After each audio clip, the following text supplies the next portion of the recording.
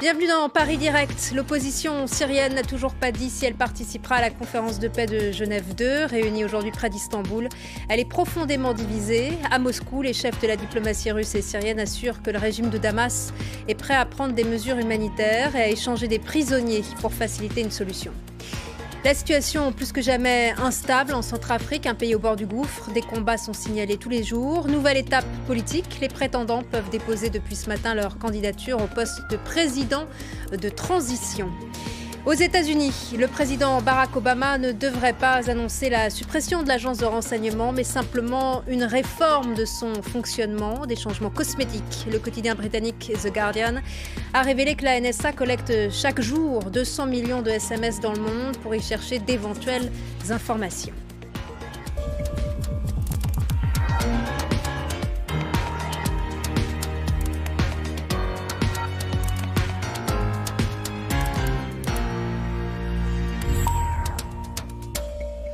Bienvenue dans votre rendez-vous de Paris Direct pour 2 heures d'information. Nous reviendrons sur les vœux au corps diplomatique du président français François Hollande. Malgré les souvenirs de la grandeur gaullienne, la France ne peut pas remplacer l'Europe défaillante. On en parle avec l'invité du jour, Bertrand Badier, professeur de relations internationales à Sciences Po.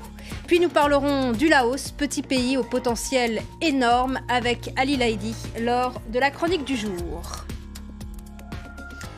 Le pouvoir syrien est prêt à prendre une série de mesures humanitaires, à échanger des prisonniers avec les rebelles et à mettre en œuvre un plan de cessez-le-feu à Alep. C'est ce qu'ont annoncé ce vendredi les chefs de la diplomatie russe et syrienne à Moscou. Nous sommes en ligne avec Caroline Larsson, notre correspondante.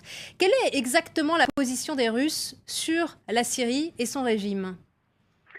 Alors, à moins d'une semaine de la conférence internationale de paix, la Russie assure qu'elle fera tout son possible pour que ce rendez-vous contribue à lancer un dialogue et à mettre fin à l'effusion de sang. C'est ce qu'a annoncé Vladimir Poutine en s'adressant aux diplomates étrangers, y compris ceux d'Iran, d'Égypte et de Jordanie. Le président russe a appelé à soutenir énergiquement les efforts déployés par la communauté internationale afin de préparer la conférence sur la Syrie. Damas a par ailleurs remis à Moscou un plan visant à assurer la sécurité dans la ville d'Alep, a-t-on appris aujourd'hui, à l'issue de négociations entre le ministre syrien des Affaires étrangères Walid Muallem et son homologue russe Sergueï Lavrov.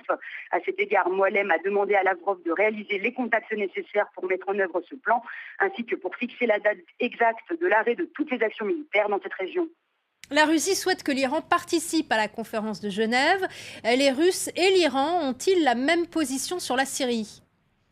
Alors, nous espérons, a expliqué Vladimir Poutine, que toutes les parties capables d'apporter une contribution positive au règlement du conflit participeront à la conférence. Toutes les parties, cela veut dire l'Iran aussi. La Russie souhaite sa participation à la conférence suisse, tandis que Washington y est toujours opposé. L'Iran souhaiterait également faire partie de la liste des invités, mais uniquement s'il n'y a aucune condition préalable à sa présence, a déclaré hier à Moscou le chef de la diplomatie iranienne.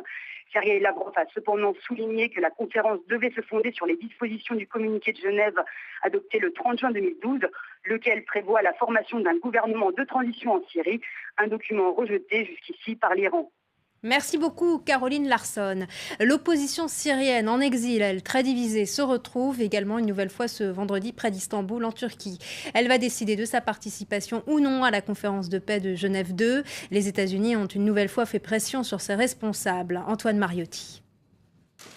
Seule partie syrienne à avoir confirmé sa présence à la conférence de Genève 2, le régime se donne le bon rôle. Appuyé par la Russie, qui l'avait proposé il y a quelques jours, Damas se dit aujourd'hui prête à échanger des prisonniers et à cesser les opérations militaires à Alep. J'ai dit au ministre Lavrov que